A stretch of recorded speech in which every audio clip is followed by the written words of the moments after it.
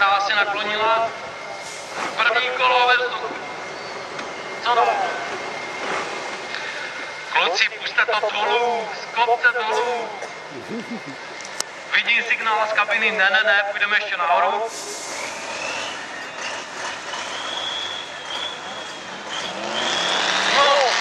Pojďme ten znak, pozbuďme je, diváci! S5, sekci číslo 4, pojďme do toho! Až teď půjdeme dolů. Takže teď nastane situace pro vaše foťáky z hora.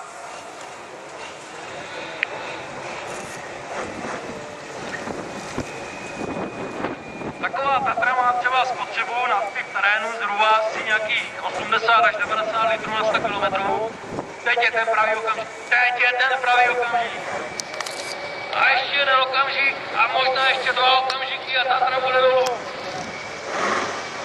Takže teď si myslím, že to je už je to.